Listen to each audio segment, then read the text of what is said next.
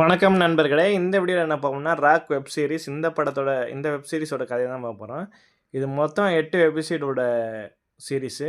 இந்த வீடியோ அனைத்தையும் எல்லா எபிசோடையும் ஒண்ணா பார்க்கலாம். கதையோட முடிவில உங்க மனத உறைய வைக்கும் திருப்பங்கள் கண்டிப்பா இருக்கும். மறக்காம சேனலுக்கு லைக் பண்ணிக்கோங்க, சப்ஸ்கிரைப் பண்ணிக்கோங்க. வாங்க போலாம் கதைக்குள்ள.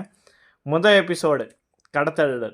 சீரிஸோட முதல் எபிசோட் என்ன, ஒரு பள்ளி விடுமுறை தொடங்குது. சுமன்ற பெண் தன் சகோதரன் சைடோட நீண்ட நேரமாக காத்துட்ருக்காங்க. பஸ் எதுவும் வராதனால ஏதோ ஒரு காரை பிடிச்சி லிஃப்ட் கேட்டு வீட்டுக்கு வந்துடுறாங்க. ஓகே. அதனால சுமனும் வர வழியில் லிஃப்ட் கேட்டு வீட்டுக்கு வந்தோடனே சுமனும் சைடும் வீடு திரும்பினோடனே இன்றைக்கி இரவு சுமனுக்கு ஒரு ரேடியோ ஷோ இருக்குன்னு தெரிய வருது. தாய் மோனா அவளை ரெடி பண்ணிட்டு சையரோட ரேடியோ ஷோ ஸ்டேஷனுக்கு அனுப்பி வைக்கிறாங்க. இரவு மோனாவும் அவளோட கணவரும் நிகழ்ச்சிக்காக காத்துட்ருக்காங்க. ஆனால் நள்ளிரவு ஆகியும் அவளோட நிகழ்ச்சி ரேடியோ ஸ்டேஷன் ஒளிபரப்பே ஆகலை. இதனால் பதட்டம் அடைஞ்ச அவங்களோட அப்பா ஸ்கூட்டியை எடுத்துகிட்டு டேரெக்டாக ரேடியோ ஸ்டேஷனுக்கு போகிறாரு. அங்கே சுமனோட ஃப்ரெண்டுகிட்ட கேட்குறாங்க, சுமனும் சாயிடும் வந்தாங்களே எங்கேன்னு சொல்லி கேட்குறாங்க. அது சொல்கிறாங்க, சுமனும் சாயிடும் ரேடியோ ஸ்டேஷன் வரவே இல்லை, நாங்கள் அவங்களுக்காண்டி காத்துட்ருந்து அப்புறம் தான் நாங்கள் போகிறோம் அப்படின்னு சொல்கிறாங்க. இதை கேட்ட அசோக் சுமன் சாயிடோட அப்பாவுக்கு அதிர்ச்சி ஆகுது. மோனாவுக்கு இதை தெரிவிக்கிறாங்க. அக்கம் பக்கத்தினர் விசாரிக்கிறாங்க, எந்த தகவலும் இல்லை. இதுக்கப்புறம் கதை 8 நாளுக்கு முன்னாடி மும்பைக்கு காட்டுறாங்க. அங்கே பாபு, ராஜ் 2 ரவுடிங்க பசங்க இருக்காங்க. சின்ன சின்ன திருட்டில் ஈடுபட்டு வந்தவங்க ஒரு நாள் தியேட்டரில் படம் பார்த்துட்டு இருக்கும்போது பாத்ரூம் போக ஒருவனை கொன்னுட்டு அவன் பர்ஸை திட்டிட்டு தப்பிக்கிறாங்க. மீண்டும் கதை தற்போது காலகட்டத்துக்கு வருது. டெல்லிக்கு இன்ஸ்பெக்டர் ஜெயபிரகாஷ் காட்டுறாங்க. அவரோட தந்தை அவருக்கு உணவு கொண்டு வந்திருக்காரு. ஆனால் தனது தந்தை அதிக அக்கறை காட்டுவது ஜெயபிரகாஷ் பிடிக்கலை. அப்போ காவல் நிலையத்துக்கு ஒரு ஃபோன் ஜெயபிரகாஷோட முகம் சீரியஸ் ஆகுது. உடனே கூட இருந்தவங்க எல்லாரையும் கூட்டிகிட்டு கிளம்பி போகிறாங்க. அங்கே பார்த்தா சைடும் சுமனும் கடத்தல் வழக்குன்னு சொல்லி தெரிய வருது. அசோக்கும் மோனா 2 பேரையும் கதறி அழுதபடி எப்படியாவது தங்கள் குழந்தைய கண்டுபிடிச்சி தருமாறு ஜெயபிரகாஷ் கெஞ்சுறாங்க. இது ஒரு கடத்தல் வழக்குன்னு சொல்லும் ஜெயபிரகாஷ் குழந்தைங்களை பற்றி தகவல்களையும் புகைப்படங்களையும் வாங்கிக்கிறாரு. அப்போ அசோக்கோட வீட்டுக்கு ஒரு ஃபோன் வருது. கடத்தக்காரன்னு நினச்சி அசோக் ஃபோன் எடுக்கிறார். ஆனால் அது ஹாஸ்பிட்டல் ஃபோன் வருது. அங்கே 2 உடல்கள் கிடைச்சிருக்குன்னு தெரிய வருது. அசோக் உடனடியாக ஹாஸ்பிட்டல் போகிறாரு. ஆனால் அது குழந்தைங்க உடல் இல்லைன்னு சொல்லி நிம்மதியாகிறார். போலீஸ் 20 முழுவதும் குழந்தைங்க தேடுறாங்க. புகைப்படங்களை காட்டி விசாரிக்கிறாங்க. காட்டுப்பகுதியில் வாழும் ஒரு கடத்தக்காரனை பற்றி தகவல் கிடைக்குது. போலீஸார் ஆயுதங்களுடன் காட்டை நோக்கி போகிறாங்க. மீண்டும் மும்பையில் 8 நாளுக்கு முன்னாடி நடந்த காட்சி காட்டுறாங்க. பாபுவும் ராஜுவும் ஒரு காரை திருடி ஒரு வீட்டுக்குள்ளே கொள்ளையடிக்கிறாங்க. வீட்டோட உரிமையாளர் தள்ளிவிட்டு தப்பிக்கும்போது பாபு அந்த வீட்டை சிறுவனையை கடத்தி விட்டுவானான். சிறுவனை வைத்து பணம் பறிப்பது அவனோட திட்டம். தற்போதைய நேரத்தில் பஸ் ஸ்டாப்பில் சுமனும் சாயிடும் லிஃப்ட் கொடுத்ததுக்காக ஒரு சர்தார்ஜியிடம் போலீஸார் விசாரிக்கிறாங்க. இங்கே இதுக்கிடையே மறுநாள் காட்டில் ஆடு மேய்க்க ஒரு ரத்தக்கரை படிந்த ஒரு ஷூவை பார்க்குறான். அதை தொடர்ந்து போகும்போது நதிக்கரையில் ரத்த இடத்துல கிடக்க சுமனும் சாயிடும் உடல்களை காணுகிறான். இதோட ஃபஸ்ட் எபிசோடு முடியுது. அடுத்த ரெண்டாவது எபிசோடு ஜெயபிரகாஷ் உடனடியாக இந்த சம்பவ இடத்துக்கு போகிறாங்க. இன்ஸ்பெக்டர் போனோடனே சுமன் சாயரோட உடலில் ஆழமான காயங்கள் பட்டிருக்கு. கொலையாளி அவங்கள மிக கொடூரமாக கொலை செஞ்சுருக்காங்க தெளிவாக தெரியுது. விசாரணையும் போது துப்பட்டாவும் ஒரு காரோட உடைந்த கண்ணாடியோ கிடைக்குது. இது ஒரு ப்ரொஃபஸர் கேஸ் என்பதற்காக கவனமாக கையாள வேணும்னு சொல்லி எஸ்பி கூறுறாரு. அங்கே வர அசோக் தன் குழந்தைங்கள உடல்களை பார்த்து கதறி அழுகிறார். சர்தார்ஜியிடம் விசாரணை நடக்குது. அவங்க குழந்தைங்களை பஸ் ஸ்டாப்பில் தான் இறக்கி விட்டதாக சொல்கிறாரு. குழந்தைங்களின் உடல்களை வீட்டிற்கு கொண்டு வரப்பட்டது. மோனா அவங்கள பார்த்து இது என்னுடைய குழந்தைகளில் அவங்க உயிருடன் தான் இருக்காங்கன்னு சொல்லி பித்து பிடிச்சவங்க போல பேசுகிறேன். இருவருக்கும் இறுதி சடங்கு செய்யப்படுது. கதை மீண்டும் 6 நாளைக்கு முன்னாடி போகுது. இப்போ பாபு மருத்துவமனைக்கு சென்று மீனான்ற நர்ஸ் சந்திக்கிறான். பாபு மீனாவை காதலித்ததாகவும் அவன் இப்போது காமன்வெறி பிடிச்சனாகவும் இருக்கிறான். இதற்கிடையில் கடத்தப்பட்ட சிறுவன் கழிவறைக்கு செல்ல வேணும்னு சொல்லி ராஜுகிட்ட கேட்குறான். ராஜு அவனை ரயில் தண்டவாளத்துக்கு அழைத்து செல்லும்போது சிறுவன் தப்பிச்சு ஓடுறான். மறுபுறம் பணம் வாங்க சென்ற பாபுவுக்கு வெறும் பை மட்டும்தான் கிடைக்குது. மேலும் அவனை பலரும் சூழ்ந்துக்கிறாங்க. எப்படியா அங்கேருந்து தப்பிச்சு வரான் பாபு. இப்போ தடவியல் மருத்துவங்க குழந்தையோட காயங்களை வச்சு அது வாழால் தான் ஏற்படுத்த காயம்னு சொல்லி கண்டுபிடிக்கிறாங்க. மேலும் உடைஞ்ச கண்ணாடியும் ரத்தக்கரையும் இருப்பதையும் சுட்டி காட்டுறாங்க. ஜெயபிரகாஷ் ஒரு கொலையாளி வாளுடன் சுட்டுவானான்னு சொல்லி ஆச்சரியப்படுறாரு. எஸ்பி அவருக்கு வழக்கு விரைவாக முடிக்கணும்னு சொல்லி அர்த்தம் கொடுக்குறாரு. மீண்டும் மும்பை 6 நாளைக்கு முன்னாடி போகுது. பணம் எங்கன்னு சொல்லி ராஜுவும் பாபுக்கிட்டே கேட்க சிறுவனோட குடும்பத்தினர் போலீஸ் அடிச்சனால வந்து தான் தப்பித்து வந்ததாக வந்து பாபு வந்து சொல்கிறான். கோவத்தில் பாபு அந்த சிறுவனை கொட முற்பட வந்து ராஜு வந்து தடுக்கிறான்.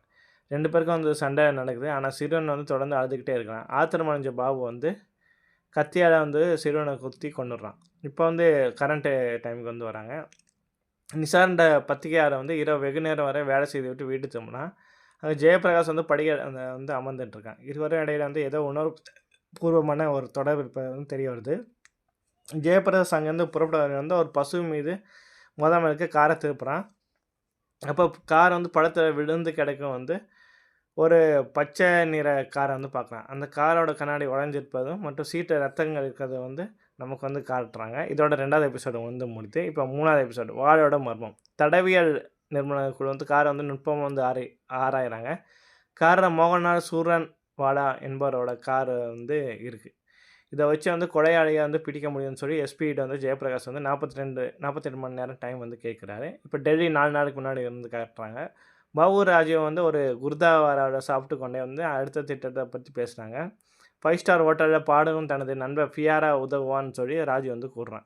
இப்போ தற்போதைய எதுக்கு வராங்க. சூரியன்வாடா என்ற நபர் சாந்தினி சவுக் பகுதியில் உள்ள பரத்தேவாடி சந்தியில் இருப்பதாக வந்து தகவல் கிடைக்குது. ஜெயபிரகாஷ் அங்கே சென்று விசாரிக்கிறான். இப்போ 4 நாளுக்கு முன்னாடி காட்டுறாங்க. 5 ஸ்டார் ஹோட்டல் வந்து பிஆரை வந்து ஆண் பெண் என அர்த்தநாரீஸ்வரர் வேடத்தில் வந்து பாடிக்கிட்டு இருக்காரு. நிகழ்ச்சி முடிஞ்சு வரும்போது வந்து பள்ளுன்ற பணக்காரன் அவனிடம் வந்து அநாகரிகமாக வந்து நடந்துக்கிறான். பாபு அவனை காப்பாற்றி வந்து அழைச்சிட்டு போகிறான். பள்ளு மிகப்பெரிய பணக்காரன் என்பதை அறிந்த பாபு அவனிடம் வந்து பணத்தை அடிக்கிறதுக்காண்டி பள்ளியோட வீட்டுக்கு வந்து போகிறாங்க. இப்போ தற்போதைய நேரத்தை வந்து காட்டாங்க. குழந்தை காயமடைந்தது மட்டும் இல்லாமல் குற்றவாளிகளையும் காயப்படுத்தியிருக்கேன் என்பதை வந்து மருத்துவர் வந்து உறுதிப்படுத்துறாரு. குற்றவாளிகள் சிகிச்சைக்காக மருத்துவமனைக்கு சென்றிருக்க வேணும்னு சொல்லி ஜெயபிரகாஷ் வந்து மருத்துவமனையில் வந்து விசாரிக்கிறாங்க. அங்கே வந்து 2 பேரோட பெயர்களும் முகவரியும் வந்து ஒரு போலீஸ்காரர் வந்து குறித்து வச்சிட்ருக்காரு. அப்போ பாபு ராஜீவும் வந்து இப்போ 4 நாளைக்கு முன்னாடி வந்து காட்டுறாங்க. பிஆர்ஏ மூவரும் வந்து பள்ளுவோட வீட்டுக்கு வந்து போகிறாங்க. பள்ளு அநாகரிகமாக நடந்து கொள்ள முற்பட்டதுனால வந்து பாபு அவனை வந்து அடித்து கொண்டுடுறான். இதை பார்த்து பயந்து போன பிஆர்ஏ அங்கேருந்து தப்பிச்சு போகிறான். இப்போ தற்போதைய நேரத்தை பற்றி பார்த்தா பள்ளுவோட வீட்டில் போலீஸார் சோதனை செய்யும்போது அந்த வாழை வந்து கண்டுபிடிக்கிறாங்க. கொலையாளிங்க அங்கே தான் தங்கியிருந்தாங்கன்னு சொல்லி உறுதியாகிறாங்க. அந்த நேரத்தை தப்பியோட குற்றவாளிகள் அந்த பச்சை நிற காரை திருடி தப்பி போயிருக்காங்க. இதோட 3வது எபிசோடு வந்து முடியுது. அடுத்து 4வது எபிசோடு ஒரு பால் வியாபாரி சைக்கிளில் செல்லும்போது வந்து அந்த பச்சை நிற காரை வேகமாக வந்து போயிருக்கு. உள்ள சுமனும் சாயிடும் வந்து அழுவதை வந்து கேட்கும். அவர் காரை தடுக்க முயன்று அடிபட்டு கால் முறிவடைஞ்சிருக்காரு. இதை அவர் வந்து தற்போது வந்து நிசாரிடம் வந்து சொல்லிட்டுருக்காங்க. ஜெயபிரகாஷ் வந்து மருத்துவமனையில் கிடைத்த விவரங்களை வைத்து குற்றவாளிகள் வரைபடத்தை வந்து வரைக்கிறாரு. பிஆர்ஏ மோகன் வந்து தனது காலனியில் தான் வசிக்கிறான் என்பது சொல்லி ஒரு நபர் வந்து அடையாளம் காட்டுறாரு. அடுத்த நாள் பத்திரிகையில் வந்து போலீஸ் மீது விமர்சனம் வைத்து நிசார் வந்து எழுதிய செய்தியை பார்த்து ஜெயபிரகாஷ் வந்து கோபம் அடைகிறான். பள்ளுவோட வீட்டில் வந்து அழுகிய நாத்தத்துடன் ஒரு பெட்டியில் வந்து பள்ளுவோட சடலமே வந்து கிடைக்குது. இப்போ 3 நாள் முன்னாடி டெல்லியில் வந்து காட்டுறாங்க. பிஆர்ஏ வந்து போலீஸிடம் தங்களை காட்டி கொடுத்து விடுவான்னு சொல்லி பாபுவும் ராஜு வந்து அவனை கொல்ல முடிவு பண்ணுறாங்க. அவனை பிடிச்சி ஒரு இடத்துக்கு வந்து அழைச்சிட்டு போகிறாங்க. அங்கே ஒரு ஜோடியை வந்து பார்க்குறாங்க. பாபு அந்த பெண்ணை வந்து பிடிச்சி அவளை கொல்லும்படி பிஆர்ஏவிடம் கூறுறான். ஆனால் பிஆர்ஏ வந்து அது வந்து முடியல. இதற்கிடையிலே வந்து போலீஸ் வருவதை பார்த்து பாபுவும் ராஜுவும் தப்பியோட பிஆர்ஏ வந்து போலீஸிடம் வந்து மாட்டிக்கிறான். இப்போ வந்து கரண்ட் இதை வந்து காட்டுறாங்க. பள்ளியில் பாடம் நடத்த செல்லும்போது மோனாவோட மனநிலை சரியில்லாதனாலும் பிரின்ஸிபல் அவரை வந்து வீட்டுக்கு அனுப்புகிறாங்க. மருத்துவ அறிக்கையை பார்க்கும்போது அசோக் அவள் கொடூரமாக வன்கொடுமை செய்திருப்பதை வந்து அறிந்து வந்து கதறி அழுகிறார். ஜெயபிரகாஷ் பிஆர்ஏவை வந்து சந்திக்க விசாரிக்கிறாரு. பாபுவும் ராஜுவும் காரில் செல்லும்போது சுமன் அவங்களிடம் லிஃப்ட் கேட்கும் காட்சியை 4வது எபிசோடு வந்து காட்டுறாங்க. அடுத்த 5வது எபிசோடு என்னன்னா பாபு ராஜுவும் காயங்களோட வந்து காரை ஓட்டி செல்லும்போது கார் பள்ளத்தில் வந்து விழுது. அங்கேருந்து தப்பிக்க அவங்க ஒரு மருத்துவமனையில் சிகிச்சை பெறுறாங்க. போலீஸாரிடம் வந்து பொய் சொல்லிட்டு வந்து தப்பிக்கிறாங்க. பாபுவும் ராஜுவும் வந்து ஒரு பஸ்ஸில் ஏறிட்டு சுமனோட கம்மனை வந்து கொடுக்குறான். ஆபத்து என்றால் அழைக்கிறேன்னு சொல்லி ஒரு எண்ணெயும் வந்து கொடுக்குறான். பாபு தனது சொந்த ஊரான சோனிப்பட்டுக்கு வந்து போகிறான். அவனோட தந்தை வந்து அவன் மீது கோபமாக வந்து இருக்கிறான். ஒரு பெண்ணை வந்து பாபு அடித்ததுக்காக வந்து காயமும் வந்து அங்கே காட்டப்படுது. இப்போ கரண்ட் இதில் வந்து காட்டுறாங்க. ஜெயபிரகாஷ் சோனிப்பேட்டை வந்து பாபுவோட தந்தைகிட்ட வந்து சேர்க்குறாங்க. பாபு எங்கும் கண்டுபிடிக்க முடியலை. ராஜு இருப்பிடம் குறித்து தகவல் வந்து கிடைக்குது. ஆனால் வந்து போலீஸ் இருவதுக்குள்ளே வந்து அவன் தப்பிச்சு போயிடுறான். ஜெயபிரகாஷோட மெதுவான நடவடிக்கையால் அதிருப்தி அடைந்த எஸ்பி வந்து சவுகான் என்ற புதிய இன்ஸ்பெக்டரை வந்து நியமிக்கிறார். மனமுடிந்த ஜெயபிரகாஷ் வந்து வீட்டுக்கு வந்து போகிறாரு. நிசாரா அவனுக்கு வந்து ஆறுதல் வந்து கூறுறான். அப்பொழுது தான் மும்பையிலேருந்து பாபு மற்றும் ராஜு பற்றி முக்கியமான தகவல் கிடைக்குது. எஸ்பிக்கு தெரியாம வந்து ஜெயபிரகாஷ் தனியா வந்து மும்பைக்கு வந்து புறப்படுறான். இதோட வந்து 5வது எபிசோடு வந்து முடியுது. அடுத்து 12 வருஷத்துக்கு முன்னாடி வந்து காட்டுறான். குமார் என்ற சிறுவன் வந்து பள்ளியில சக மாணவரை வந்து துன்புறுத்துனான். ஒரு மாணவனை கடிவாயில அடைச்சு தேன் கூட்ட வந்து உடைச்சு விட்றான். தற்போதைய நேரத்த வந்து காட்டுறாங்க. ஜெயபிரகாஷ் வந்து மும்பை வந்து விசாரணை செய்றான். இப்போ பாபு ஒரு டாக்ஸில வந்து சென்று ஒரு ஜோடிய வந்து பணம் பறித்து அடிக்கிறான். அந்த பெண்ணிடம் வந்து நாய்க்குட்டிய வந்து எடுத்து போறான். இப்போ குமார் வேற யாரும் இல்ல. பாபு தான் வந்து குமார்ன்னு தெரிய வருது. கோபத்தில் அவன் வந்து தன் தாயை வந்து கொளுத்தி போட்டுறான். ஜெயபிரகாஷ் மருத்துவமனையில தீக்காயங்களோட இருக்கும் அவனோட தாயை வந்து சந்திக்கிறான். பாபுவுக்கு சிறை தண்டனை கிடைக்க விவரமும் தெரிய வருது. பாபுவோட காதலியான மீனாவிடம் அவளோட தோழி பாபுவின் உண்மையான முகத்தை வந்து சொல்றான். மீனா அத வந்து நம்பவில்லை. ஆனா பாபு தன் அறைக்கு வரும்போது அவன் குற்றவாளி என்று செய்தித்தாளில் இருப்பதை வந்து பார்க்கலாம். இத கண்டுபிடிக்கும் பாபு கோபத்தில் மீனாவோட தலையில வந்து சூடுற மோதி கொடூரமா வந்து கொல்றான். போலீஸ் வருவதுக்குள்ள வந்து அங்கேருந்து தப்பிச்சு போயிடுறான். ஜெயபிரகாஷ் அந்த அறைக்கு வந்து ஒரு ஒரு கோட்டையும் நாய்க்குட்டியும் வந்து பார்க்குறான். டெய்லரிடம் வந்து விசாரித்து ஜெமி என்பவரை வந்து பிடிக்கிறாங்க. ஆனால் வந்து அவன் குற்றமற்றவன் என்பதை வந்து அறிஞ்சு விடுவிக்கிறாங்க. ஜெயபிரகாஷ் மும்பை இருக்கிறத வந்து எஸ்பி வந்து கண்டுபிடிச்சிட்டு அவனை உடனே டெல்லிக்கு வர மாதிரி கொடுக்குறாங்க. இதோட வந்து 6வது எபிசோடு வந்து முடியுது. ஜெயபிரகாஷோட சிறுவயது நினைவுகளை வந்து காட்டுறாங்க. தனது தந்தை எப்படி தேச சேவைக்காக அவனை ஊக்கப்படுத்தினான் என்பதை நினைவூட்டுறாரு. இப்போ ஜெயபிரகாஷ் வந்து ஆக்ரா வந்து அடைகிறான். அங்கே வந்து ராஜீவும் பாபுவும் வந்து சந்திக்கிறான். ஒரு போலீஸ்காரர் அவர்களை பார்த்து ஜெயபிரகாஷுக்கு தகவல் வந்து குடுக்குறாங்க. ஒருவர் மொட்டை அடிச்சு விட இருந்தது தகவல் வந்து கிடைக்குது. ஜெயபிரகாஷ் வந்து அந்த பகுதி முழுவதும் வந்து எச்சரிக்கை பண்ணுறான். பாபு, ராஜு வந்து ஒரு குடும்பத்தை கட்டி போட்டு வீட்டு பதுங்கியிருக்காங்க. ஜெயபிரகாஷ் சஸ்பெண்ட் செய்யப்பட்ட செய்தி ஆக்ரா போலீஸ்க்கு தெரிய வந்தோடனே வந்து அவங்க வந்து ஜெயபிரகாஷ்க்கு வந்து உதவ வந்து மறுக்கிறாங்க.